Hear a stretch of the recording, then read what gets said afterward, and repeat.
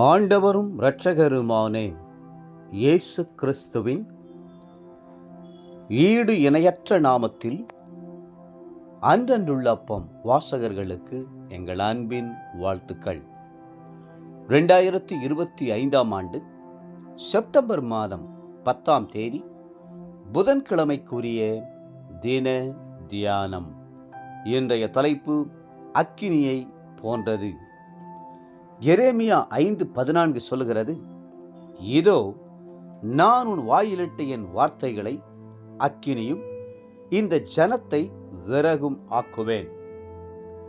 வேத வசனம் அக்கினிக்கு ஒப்பிடப்பட்டிருக்கிறதை இங்கே நாம் காணலாம். அக்கினிக்கு ஒரு தன்மை உண்டு, அது பற்ற வைக்கக்கூடியது. அக்கினியை ஒரு காகிதத்தின் அருகில் கொண்டு வந்தால் அந்த காகிதம் பற்றி எரிகிறது. அன்று பேதுரு வசனத்தை பிரசங்கித்தார். அந்த வசனம் பரிசுத்த ஆவியை பற்ற வைத்தது.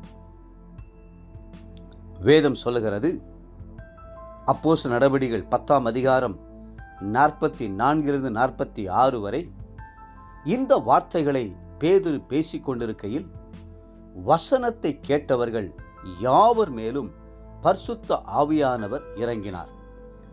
அவர்கள் பல பாஷைகளை பேசுகிறதையும் தேவனை புகழுகிறதையும் பேதுருவோடு கூட வந்திருந்த விருத்த சேதனமுள்ள விசுவாசிகள் கேட்கும்போது பரிசுத்த ஆவியின் வரம் புறஜாதிகள் மேலும் பொழிந்தருளப்பட்டதை குறித்து பிரமித்தார்கள்.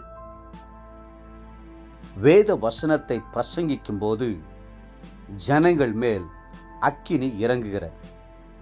அதே நேரம் வேத வசனத்தை வாசித்து தியானிக்கும் போது நமக்குள்ளே அக்கினி இறங்குகிறது.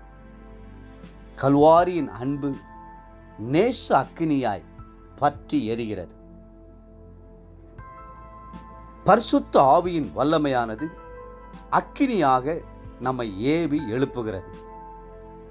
சங்கீதக்காரன், என் இருதயம் எனக்குள்ளே அனல் கொண்டது, நான் தியானிக்கையில் அக்கினி மூண்டது, அப்பொழுது என் நாவினால் விண்ணப்பம் செய்தேன் என்று 39ஆம் சங்கீதம் 3ஆம் வசனத்தில் குறிப்பிடுகிறார்.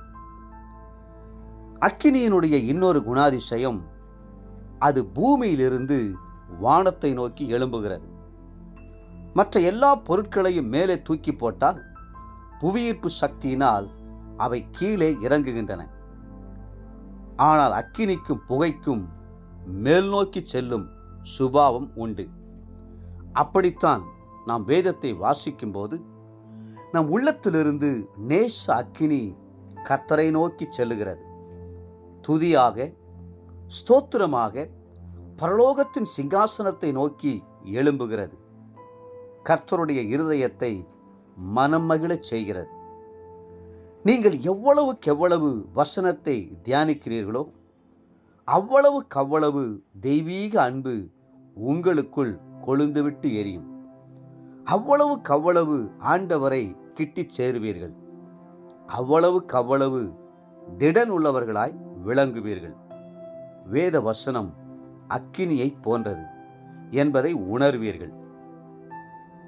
உன்னத பாட்டில் ஒரு அருமையான ஜெபத்தை நாம் காண்கிறோம்.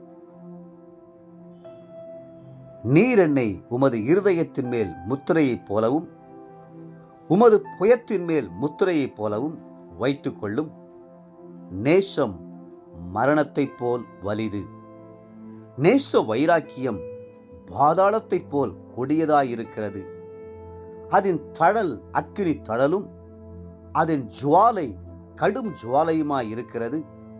திரளான தண்ணீர்கள் நேசத்தை அவிக்க மாட்டாது, வெள்ளங்களும் அதை தணிக்க மாட்டாது. உன்னத பாட்டின் புஸ்தகம் 8ஆம் அதிகாரம் 6-7 வசனங்கள். தேவப்பிள்ளைகளே, உங்கள் உள்ளத்தில் இந்த அக்கினி கொழுந்துவிட்டு எரிந்து கொண்டே இருக்கட்டும். இன்றைய நினைவிற்கு ஏசாயா 64:2, தேவரீர் வானங்களை கிழித்திறங்கி உருக்கும் அக்கினி எரியுமா போலவும் அக்கினி தண்ணீரை பொங்க பண்ணுமா போலவும் பர்வதங்கள் உமக்கு முன்பாக உருகும்படி செய்யும்.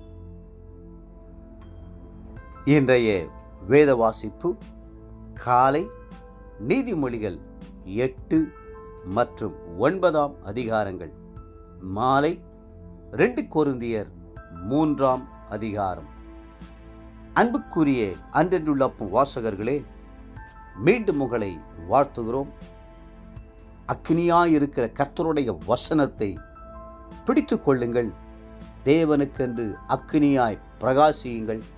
கர்த்ததாமே உங்களை ஆசீர்வதித்து மென்மேலும் உயர்த்துவாராக. ஆமென்.